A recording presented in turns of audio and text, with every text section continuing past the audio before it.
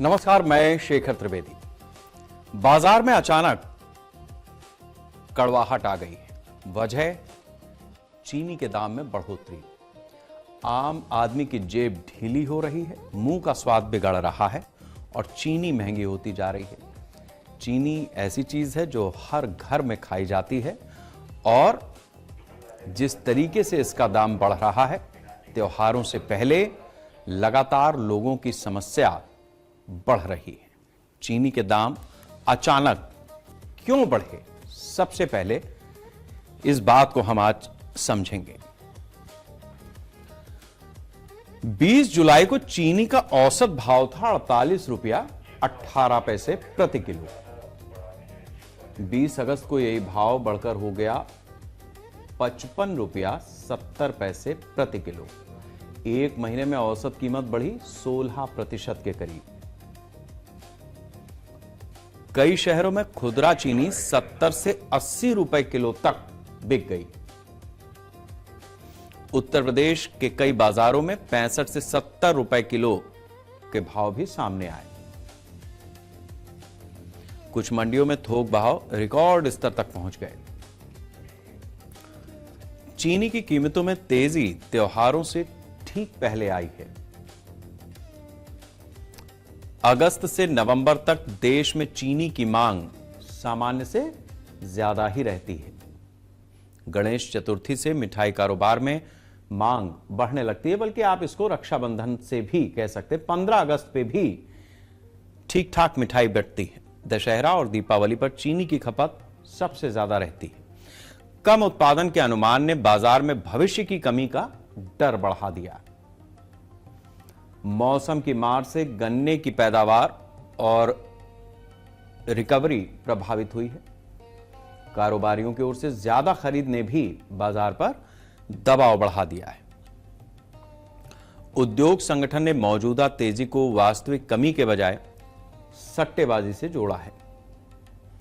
कीमत बढ़ने के पीछे उत्पादन, मांग और बाजार की धारणा तीनों काम कर रहे हैं। अब सवाल इस बात का है कि जिस तरीके से चीनी के दाम बढ़े हैं, देश में चीनी कितनी हमारी पैदा होती है, कितनी बनती है गन्ने से, और उसकी कितनी खपत होती है, जरूरत पड़ती है। भारत दुनिया के सबसे बड़े चीनी उत्पादक देशों में शामिल है।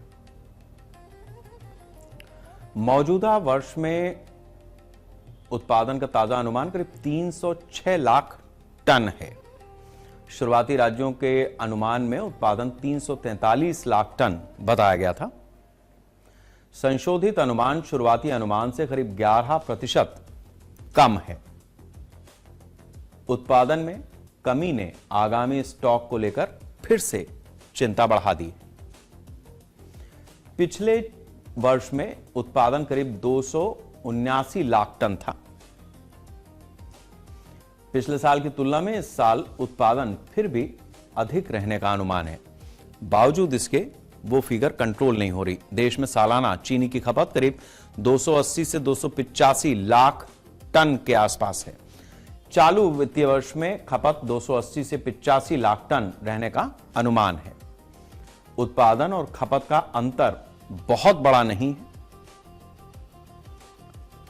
बाजार में वास्तविक राष्ट्रीय स्तर की चीनी की किल्लत नहीं मानी जा रही। 30 सितंबर को समाप्त होने वाले वर्ष में करीब 279 लाख टन उत्पादन हुआ है। 35 लाख टन शुरुआती स्टॉक के साथ नया वर्ष शुरू होने का अनुमान है। कम बफर स्टॉक ने बाजार को छोटी आपूर्ति बाधाओं के प्रति संवेदनशील बना दिया है। जाहिर सी बात है कि जब उत्पादन उस तरीके का नहीं होता है और एक अनसर्टेनिटी मार्केट में बनी रहती है, तो फिर सट्टेबाज या जो आढ़तिये हैं वो अपनी तरह से बाजार पर दबाव बनाने लगते हैं। चीनी महंगी हुई। महंगी होने के पीछे असली वजह क्या है, इसको भी हम समझने की कोशिश करते हैं। सरकार ने एथेनॉल को मौजूदा तेजी की अकेली वजह मानने से इनकार कर दिया। E20 जैसे ऑयल की खपत जिस तरीके की थी, इस साल एथेनॉल के लिए चीनी का डायवर्जन पिछले वर्षों से कम किया गया है। इसलिए पूरी कीमत वृद्धि को एथेनॉल की नीति से जोड़ना सही नहीं है। यानी एथेनॉल का पर्याप्त भंडार था। गन्ने की फसल पर मौसम के प्रतिकूल परिस्थितियों का भी असर पड़ा है। कुछ प्रमुख राज्यों में गन्ने की बीमारी ने भी उत्पादन को प्रभावित किया है। महाराष्ट्र और उत्तर प्रदेश जैसे बड़े उत्पादक राज्यों पर इसका असर दिखाई भी दे रहा है। गन्ने की रिकवरी कम होने से चीनी उत्पादन का अनुमान घटा है। त्योहारों की संभावित मांग ने कारोबारियों की खरीद बढ़ा दी है। कम स्टॉक के अनुमान ने बाजार में तेजी की धारणा मजबूत की है। सट्टेबाजी और सट्टा खरीदारों ने कीमतों को और ऊपर ढकेला है। थोक बाजार में स्टॉक रोक कर रखने से तत्काल उपलब्धता प्रभावित हो सकती है। ऊंचे भाव देखकर दूसरे कारोबारी भी खरीदारी करने लगे। अंतर्राष्ट्रीय बाजार में भी चीनी का दाम ऊंचे स्तर पर है।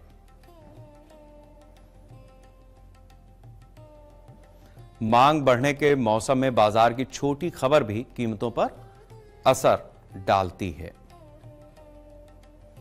मौजूदा संकट को उत्पादन की कमी और बाजार की सट्टेबाजी का मिला जुला असर माना जा रहा है। चीनी की महंगाई के पीछे जमाखोरी किस वजह से जिम्मेदार है और बाजार पर किस तरह से प्रभाव डाल रही है, यह भी हम आपको बताते हैं। जमाखोरी में कारोबारी चीनी खरीदकर बाजार में उसकी तत्काल बिक्री को रोक देते हैं। कम माल बाजार में आने से उपलब्धता कमजोर दिखाई देती है। ऊंचे भाव की उम्मीद में स्टॉकिस्ट माल रोक कर रखते हैं।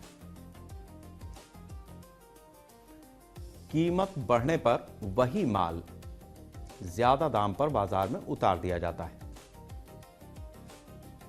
ज्यादा खरीद देखकर दूसरे कारोबारी भी कीमत बढ़ने की उम्मीद करते हैं।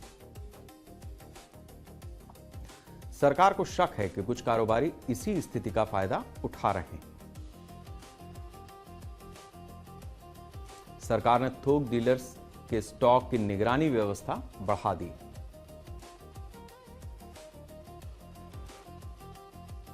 कारोबारियों को ऑनलाइन पोर्टल पर स्टॉक की जानकारी देना अनिवार्य किया गया है। हर शुक्रवार उपलब्ध स्टॉक की जानकारी अपडेट करनी होगी।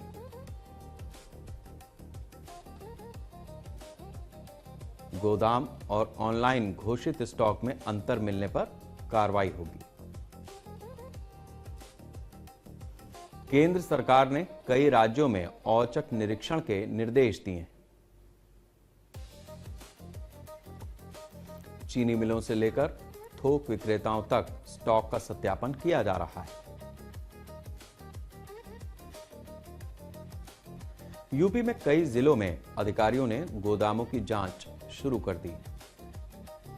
चीनी को लेकर सरकार की सख्ती आयात और त्योहारों की चुनौती किस तरीके का असर डालेगी, ये अपने आप में एक चुनौती भरा विषय है। केंद्र ने चीनी डीलर्स के लिए 400 टन की स्टॉक सीमा लागू कर रखी है। चीनी की यह समय सीमा 30 नवंबर तक लागू रहने वाली है। यूपी समेत कई राज्यों में इसके पालन के निर्देश दिए गए हैं। कुछ राज्यों में डीलर्स के भंडारण की अवधि भी सीमित की गई है। उत्तर प्रदेश में 30 दिन से ज्यादा स्टॉक रखने पर कार्रवाई के निर्देश दिए गए। महाराष्ट्र और कर्नाटक में भी स्टॉक की जांच शुरू हुई है। केंद्र की 10 टीमें अलग अलग राज्यों में बाजार की निगरानी करेंगी। संयुक्त टीमें चीनी मिलों और कारोबारियों के स्टॉक का सत्यापन कर रही हैं। केंद्र ने 1 दशक के बाद कच्ची चीनी के आयात की अनुमति दी है। 10 लाख टन कच्ची चीनी का शुल्क मुक्त आयात मंजूर किया गया है। आयात का उद्देश्य घरेलू बाजार में अतिरिक्त आपूर्ति बढ़ाना है। बंदरगाह आधारित रिफाइनरी से घरेलू बाजार में चीनी आने की भी उम्मीद है। आयातित कच्ची चीनी से तत्काल बाजार धारणा सुधारने की कोशिश की जा रही। अगस्त से नवंबर का त्योहारी सीजन सरकार के लिए सबसे बड़ी चुनौती है। त्योहारों की मांग पूरी करते हुए कीमतों को नियंत्रित रखने का भी सरकार के सामने लक्ष्य है। अब चीनी कितनी सस्ती होगी और राहत कब मिलेगी, यह भी एक बड़ा सवाल है जिसका जवाब इस देश का हर नागरिक खोज रहा है। आयात के फैसले के बाद थोक बाजार में कीमतों की नरमी देखी जा रही है। कुछ बाजारों में शक्कर के भाव एक दो दिन में 100 से 200 रुपए प्रति क्विंटल घट गए हैं। महाराष्ट्र और कर्नाटक की मिलों में भाव 400 से 500 रुपए प्रति क्विंटल तक कम हुए हैं। ताजा रिपोर्ट्स में कीमतें करीब 15% तक नीचे आने की बात है। थोक में गिरावट का पूरा फायदा खुदरा ग्राहक को नहीं मिला है। खुदरा बाजार में कई जगह कीमत अभी भी ऊंची बनी हुई है। उद्योग का अनुमान है कि अगले कुछ दिनों में कमी दिखाई देगी। आयातित चीनी की उपलब्धता बढ़ने पर बाजार का दबाव कम होगा। अतिरिक्त घरेलू उत्पादन आने पर कीमतों को और सहारा मिल सकता है। सरकार की स्टॉक जांच से जमाखोरी पर अंकुश लगने की उम्मीद है। स्टॉक सीमा लागू रहने से कृत्रिम कमी पैदा करना मुश्किल होगा। त्योहारों के बाद मांग सामान्य होने पर कीमतों का दबाव भी घट सकता है। घरेलू स्टॉक पिछले साल की तुलना में कम रहने का अनुमान है। बहुत जल्द पुराने 45-50 रुपए वाले स्तर पर चीनी आ जाएगी, ये अभी निश्चित नहीं है। सबसे बड़ी उम्मीद आयात और नई आपूर्ति और जमाखोरों पर कार्रवाई से है। तो इस लिहाज से सरकार की तरफ से जो एक्शंस, जो मेजर्स लिए गए हैं, वो अपने आप में हमारे चीनी के मामले में कम से कम देश की जनता को एक राहत देने वाली बात है कि कितनी तेजी से ये सारे दाम वापस पटरी पर आ जाएं। एक चीज ये भी है कि जिन्होंने ऊंचे दाम पर, थोक के ही व्यापारी हैं, या मान लो दाल का कारोबार करते थे, देखा चीनी के दाम बढ़ रहे हैं, अपने पास स्टॉक कर लिया। अब जब सरकार बाहर से लेकर के आ रही है और चीनी के दाम को नियंत्रित रखने की कोशिश कर रही है, तो थोक मंडियों में तो दाम गिर गए, लेकिन खुदरा व्यापारी ने जो 1 बोरा 2 बोरा खरीदा, वो बढ़े हुए रेट पर खरीदा, तो वो चाहता है कि उसका स्टॉक क्लियर हो जाए पुराने रेट से, और उसके बाद जो नया माल आएगा उसका दाम वो कम चुकाएगा तो कम पर बेचेगा। ये सारी चीजें भी अभी बाजार में धीरे धीरे अपनी जगह बना पाएंगी। फिलहाल 25 अगस्त 2016 को मोदी सरकार ने देश में डिजिटल भुगतान की नींव रखी थी, जो आज एक क्रांति बन चुकी है। पिछले 10 साल में यूपीआई ने जो विकास यात्रा तय की है, वो एक मिसाल बन गई है। यूपीआई न सिर्फ भारत बल्कि दुनिया के कई देशों तक अपनी पहुंच बनाने में सफल हुआ है। लगातार इसकी कामयाबी की कहानियां बढ़ती जा रही हैं। 10 साल में कैसे यूपीआई ने घर घर तक अपनी पहुंच बनाई और 13,000 गुना यूपीआई का कारोबार बढ़ा, सबसे पहले इन आंकड़ों पर गौर कीजिए। 25 अगस्त 2016 को यूपीआई आम लोगों के लिए शुरू किया गया। एनपीसीआई ने आरबीआई की निगरानी में यूपीआई को विकसित किया था। वित्तीय वर्ष 2016-17 में सिर्फ 1.78 करोड़ का लेन देन हुआ। वित्तीय वर्ष 2025-26 में लेन देन बढ़कर 24,162 करोड़ रुपए से ज्यादा हो गया। एक दशक में लेन देन की संख्या करीब 13,000 गुना बढ़ी है। यूपीआई लेन देन की मात्रा में 188% की CAGR दर्ज हुई है। 2016-17 में लेन देन का मूल्य सिर्फ 7,000 करोड़ रुपए था। 25-26 में ये 314 लाख करोड़ तक पहुंच गया। लेन देन के मूल्य में 4000 गुना से ज्यादा की वृद्धि हुई है। मूल्य में यूपीआई की CAGR करीब 155% रही है। अकेले 2025-26 में लेन देन की मात्रा सालाना आधार पर 30% बढ़ी है। इसी अवधि में लेन देन के मूल्य में करीब 21% की वृद्धि हुई। आज यूपीआई भारत के डिजिटल भुगतान तंत्र की रीढ़ बन चुका है। देश के डिजिटल भुगतान में यूपीआई की हिस्सेदारी करीब 85% है। 10 साल का सफर बताता है कि यूपीआई प्रयोग से जनव्यवस्था बन चुकी है। यूपीआई से हर महीने टूट रहे हैं रिकॉर्ड और 66 करोड़ लेन देन रोजाना हो रहे हैं। यूपीआई की सबसे बड़ी ताकत इसकी लगातार बढ़ती मासिक रफ्तार है। अप्रैल 2016 में पहले महीने में सिर्फ 373 यूपीआई लेन देन हुए। 2025 में मासिक लेन देन का आंकड़ा 2000 करोड़ के पार हो। मार्च 2026 में 2264 करोड़ मासिक लेन देन का रिकॉर्ड बना। मार्च में इन लेन देन का मूल्य 29.53 लाख करोड़ रुपए रहा। 2026 में पहली बार मासिक लेन देन 2320 करोड़ तक पहुंच गया।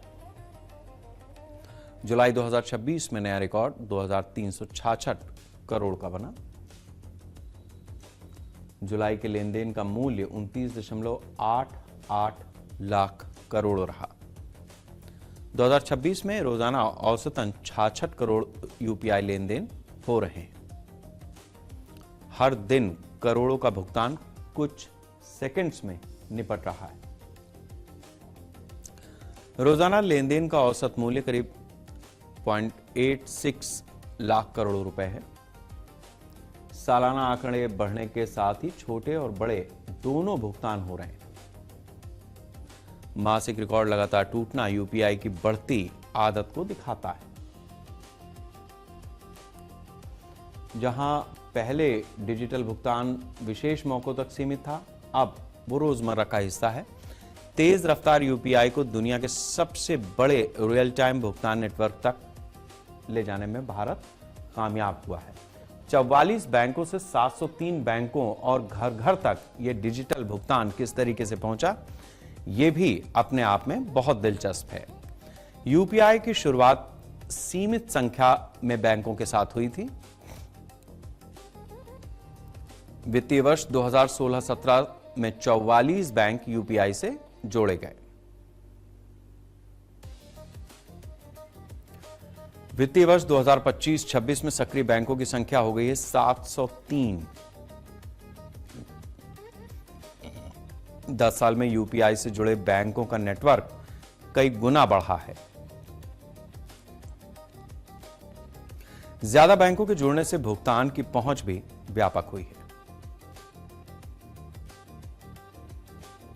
एक ही यूपीआई ऐप से कई बैंक खाते इस्तेमाल किए जा सकते हैं। अलग अलग खातों के लिए भुगतान व्यवस्था की जरूरत घट गई है। व्यक्ति दूसरे व्यक्ति को सीधे बैंक में पैसा भेज सकता है। दुकानदार को भी उसी व्यवस्था से तत्काल भुगतान किया जा सकता है। यूपीआई ने बैंकिंग और डिजिटल भुगतान के बीच की दूरी कम कर दी है। छोटे शहरों में भी बैंक खातों से मोबाइल भुगतान आसान हुआ है। छोटे कारोबारियों के लिए डिजिटल भुगतान स्वीकार करना सरल हुआ है। बैंकिंग नेटवर्क और मोबाइल इंटरनेट के विस्तार ने यूपीआई को गति दी है। जून 2026 तक यूपीआई प्लेटफॉर्म पर 55.49 करोड़ उपयोगकर्ता जुड़ चुके थे। बैंक और उपयोगकर्ता दोनों के बढ़ने से यूपीआई की पारिस्थितिकी तंत्र विशाल हुआ है। चाय की दुकान से लेकर विदेश तक आखिर कैसे क्यूआर कोड के भुगतान ने पेमेंट व्यवस्था बदल कर रख दी। यूपीआई ने भुगतान के लिए नकदी पर निर्भरता काफी कम कर दी है। छोटे भुगतान के लिए अब जेब में कैश रखना जरूरी नहीं है। चाय की दुकान से लेकर बड़े बड़े मॉल्स तक क्यूआर कोड एक आम बात है। दुकानदार मोबाइल पर क्यूआर कोड लगाकर भुगतान स्वीकार कर सकता है। ग्राहक कैमरा खोलकर क्यूआर स्कैन करके तुरंत भुगतान कर देता है। डिजिटल पेमेंट से छुट्टे पैसे की समस्या काफी हद तक खत्म हुई है। छोटे दुकानदारों के लिए डिजिटल भुगतान स्वीकार करना आसान हुआ है। व्यक्ति से व्यक्ति भुगतान के साथ व्यक्ति से व्यापारी भुगतान भी संभव हुआ है। यूपीआई ने डिजिटल भुगतान को सिर्फ बैंकिंग ग्राहकों तक सीमित नहीं रखा। विदेश यात्रा में भी भारतीय यात्रियों के यूपीआई उपयोगी हो रहे हैं। यूपीआई अब भारत के बाहर भी सीमा पार भुगतान के लिए इस्तेमाल हो रहा है। मौजूदा सरकारी आंकड़ों के मुताबिक यूपीआई 11 देशों में संचालित है। यूएई, फ्रांस, भूटान, श्रीलंका और नेपाल जैसे देशों में यूपीआई से पेमेंट हो रहे हैं। Singapore, Mauritius, Qatar, Cambodia, Greece और मालदीव भी इससे जुड़े हैं। भारत का क्यूआर आधारित भुगतान मॉडल अब घरेलू प्रयोग से वैश्विक मंच तक पहुंच चुका है। आईएमएफ ने भी यूपीआई का लोहा माना है और दुनिया में भारत का डिजिटल दबदबा बढ़ा है। यूपीआई को अंतर्राष्ट्रीय स्तर पर दुनिया की सबसे बड़ी रियल टाइम भुगतान प्रणाली माना गया है। आईएमएफ ने लेन देन की संख्या के आधार पर यूपीआई की वैश्विक ताकत को स्वीकार किया है। 2025 में वैश्विक रियल टाइम भुगतान मात्रा में यूपीआई की हिस्सेदारी करीब 49% थी। दुनिया के रियल टाइम भुगतान में लगभग आधा हिस्सा यूपीआई से जुड़ा रहा। यूपीआई ने भारत की डिजिटल सार्वजनिक बुनियादी ढांचे की क्षमता भी दिखाई है। यूपीआई की खासियत अलग अलग बैंकों और भुगतान प्रणालियों को जोड़ना है। एक ही इंटरफेस से अलग अलग बैंकों के खातों का संचालन भी संभव है। यूपीआई रियल टाइम भुगतान की सुविधा उपलब्ध कराता है। व्यक्ति और व्यापारी दोनों ही इस नेटवर्क का इस्तेमाल कर सकते हैं। डिजिटल भुगतान ने वित्तीय सेवाओं तक पहुंच बढ़ाने में भी मदद की है। यूपीआई ने डिजिटल अंतर को कम करने की भूमिका निभाई है। बैंकिंग व्यवस्था से दूर लोगों के लिए मोबाइल आधारित भुगतान का रास्ता खुला है। भारत का भुगतान मॉडल दूसरे देशों के लिए भी अध्ययन का विषय बना हुआ है। घरेलू स्तर पर शुरू हुआ प्लेटफॉर्म अब सीमा पार भुगतान नेटवर्क बन रहा है। यूपीआई की सफलता भारत के डिजिटल पब्लिक इंफ्रास्ट्रक्चर की वैश्विक पहचान बन गई है। अगले दशक में यूपीआई का रोडमैप कितना बड़ा होगा, यह भी हम आपको बताते हैं। यूपीआई का पहला दशक डिजिटल भुगतान को आम लोगों तक पहुंचाने में बीता। अगला दशक इसकी पहुंच को और व्यापक बनाने पर केंद्रित है। सरकार नए उपयोगकर्ताओं को डिजिटल भुगतान से जोड़ने पर जोर दे रही है।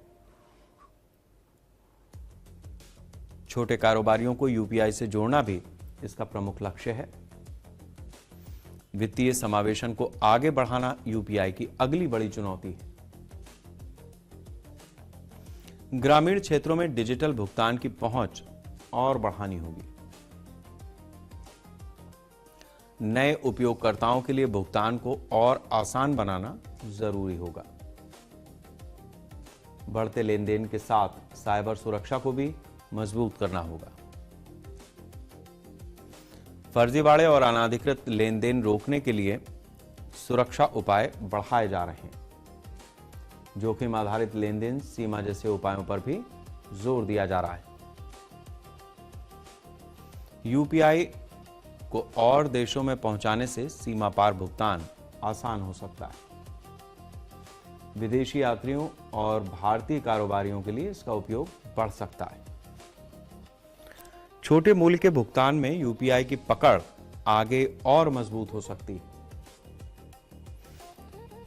टेक्नोलॉजी और नीतिगत समर्थन से यूपीआई नए भुगतान मॉडल विकसित कर सकता है।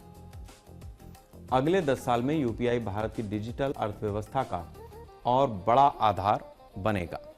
तो इस लिहाज से इस देश में भुगतान की जो प्रक्रिया है वो जितनी व्यापक और व्यवस्थित होती जा रही है, उससे एक फर्क ये भी आया है कि जो पैसा आरबीआई की तरफ से बाजार में फ्लोट किया गया है उसकी निगरानी भी आसान हुई है और हमारी देश की अर्थव्यवस्था को एक मजबूती मिली है। हम देश में अचानक बढ़ने लगे हैं। 35 से 40 रुपए किलो प्याज आज 60 से 70 रुपए किलो तक बिक रहा है।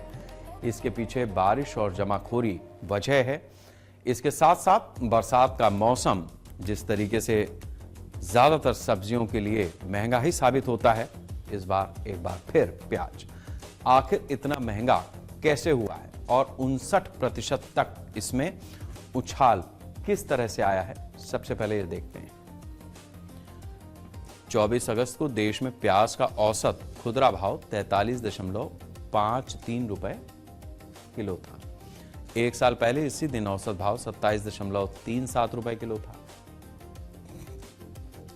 साल भर में प्याज की औसत खुदरा कीमत 59% बढ़ी है। औसत थोक भाव में 35.58 रुपए प्रति किलो तक पहुंच गया। पिछले साल थोक बाजार में भाव 21.23 रुपए प्रति किलो था। थोक कीमत में सालाना करीब 68% की बढ़ोतरी हुई है। 23 अगस्त को राष्ट्रीय औसत खुदरा भाव करीब 42 रुपए किलो था। एक महीने पहले की तुलना में कीमत करीब 19% अधिक हुई है। दिल्ली में 24 अगस्त को प्याज का भाव था 55 रुपया किलो। चेन्नई में खुदरा भाव करीब 60 रुपए प्रति किलो तक था।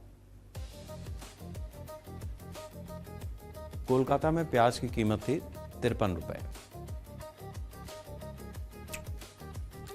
कई शहरों में स्थानीय बाजार का भाव राष्ट्रीय औसत से काफी ऊपर रहा है।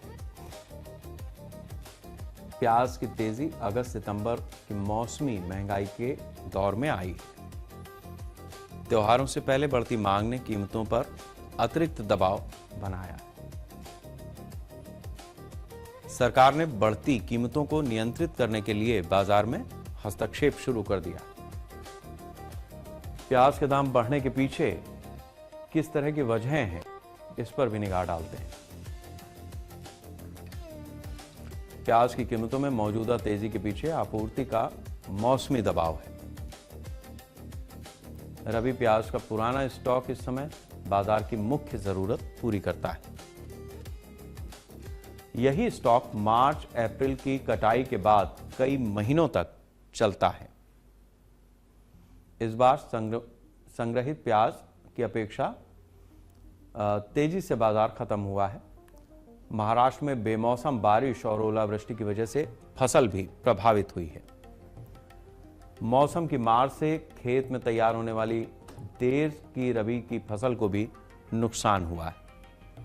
बारिश से भंडारित प्याज की गुणवत्ता पर भी असर पड़ा है।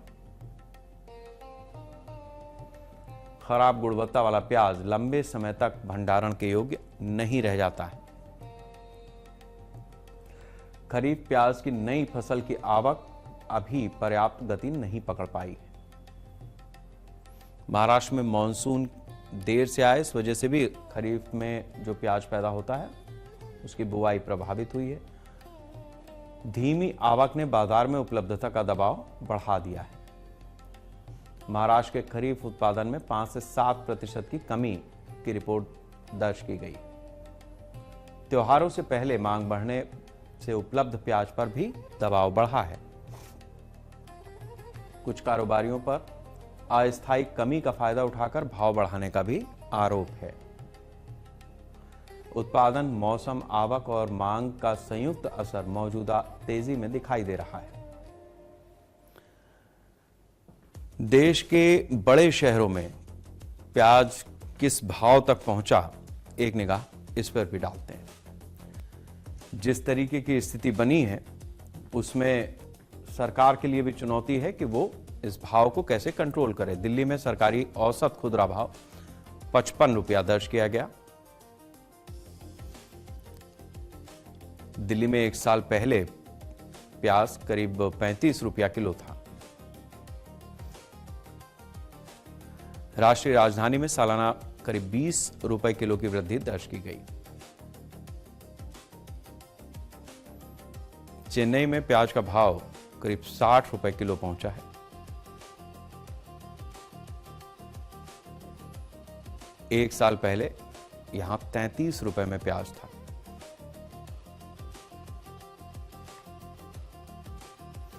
कोलकाता में 24 अगस्त को प्याज की कीमत 53 रुपया थी। मुंबई में बाजार भाव कई जगहों पर 52 से 58 रुपए प्रति किलो के आसपास है। बेंगलुरु में प्याज की खुदरा कीमत करीब 45 से 52 रुपए प्रति किलो बताई गई। दिल्ली एनसीआर के कुछ बाजारों में भाव 60 रुपए से ऊपर पहुंचा है। कुछ शहरों में स्थानीय बाजार का भाव राष्ट्रीय औसत से ज्यादा है। महाराष्ट्र जैसे उत्पादक राज्यों में भी खुदरा कीमतों में तेजी आई है। उड़ीसा और पंजाब में भी सालाना बढ़ोतरी तेज रही है।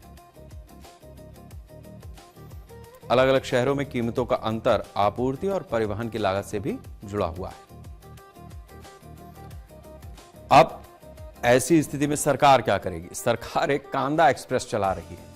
अब कांदा एक्सप्रेस क्या है, क्यों चलानी पड़ी, यह भी समझिए। कांदा एक्सप्रेस प्याज की थोक ढुलाई के लिए विशेष रेल रैक है। ज्यादा प्याज वाले क्षेत्रों से ज्यादा कीमत वाले बाजार तक आपूर्ति पहुंचाना इसका लक्ष्य है। मौजूदा अभियान में प्याज महाराष्ट्र के नासिक से भेजा जा रहा है।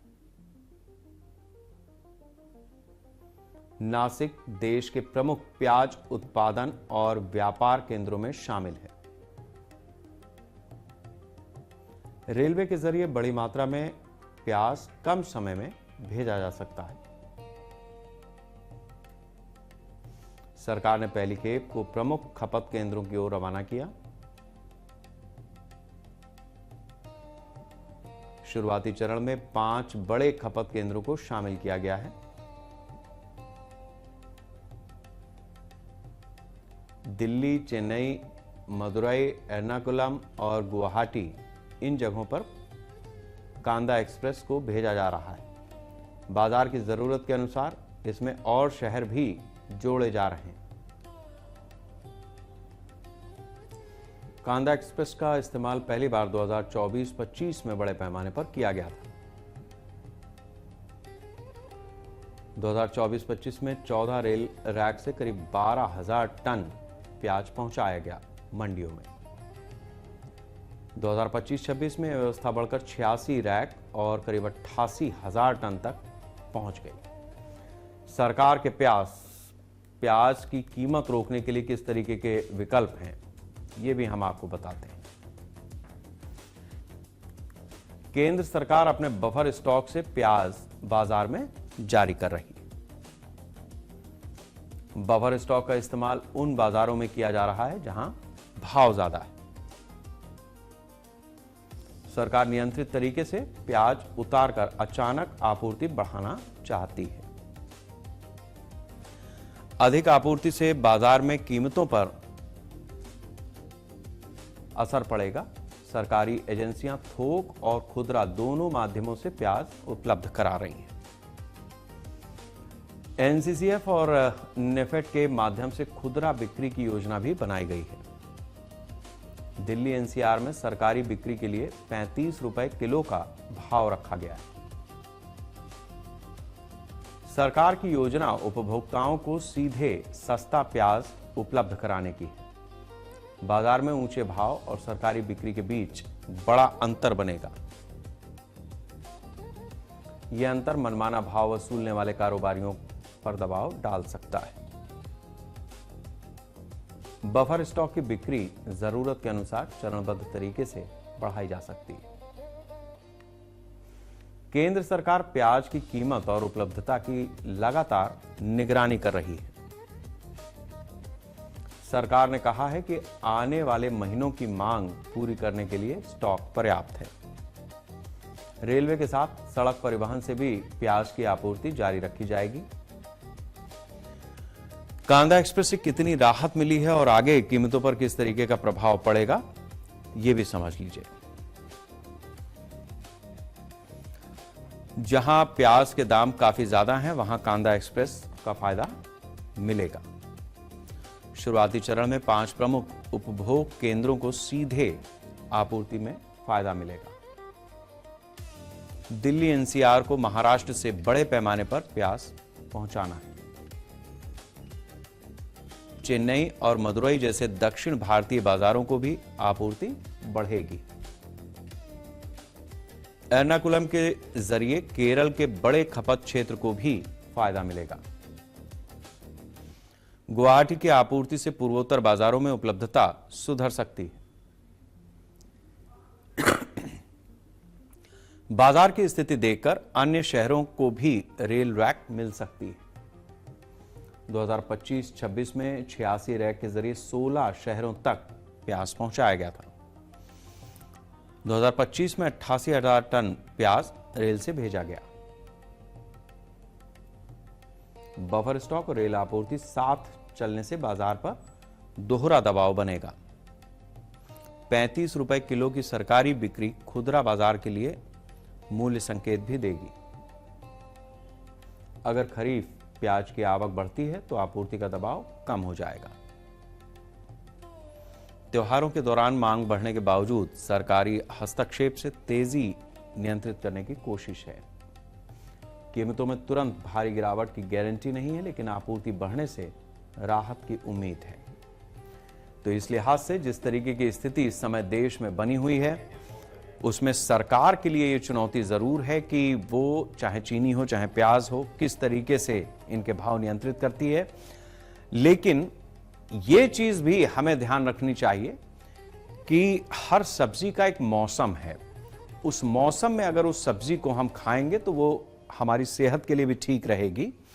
और बेमौसम सब्जियां बाजार में आती हैं क्योंकि कोल्ड स्टोरेज में वो मौजूद हैं और ट्रांसपोर्टेशन है, तो उसकी वजह से आपको, जैसे इस समय गोभी आपको बाजार में खूब देखने को मिल जाएगी, लेकिन ये गोभी का सीजन है नहीं। उत्तर भारत में आमतौर पर गोभी की सब्जी ठंड के मौसम में खाई जाती है। नवंबर, दिसंबर, जनवरी, ये इसके महीने। आज अगर आपको गोभी मिल रही है तो आप ये मान करके चलिए कि या तो वो बाहर से आ रही है जिसकी लागत ज्यादा है, उसके लिए आपको पैसा भी ज्यादा देना है, और साथ साथ वो आपकी सेहत ठीक रखेगी, इसकी गुंजाइश भी कम है। पहाड़ी इलाकों में गोभी पैदा हो रही है लेकिन वहां मौसम भी ठंडा है। ये चीज हमें ध्यान रखनी होगी। इसके अलावा जिस तरीके की स्थितियां देश के साथ में लगातार चल रही हैं, बन रही हैं, उसमें बेहतर यही है कि हमें मौसमी सब्जियों के जरिए अपनी सेहत और बजट दोनों को संतुलित करने की आवश्यकता है, ताकि देश की सेहत भी ठीक रहे, क्योंकि देश हमसे और आपसे ही बनता है। वंदे राष्ट्र।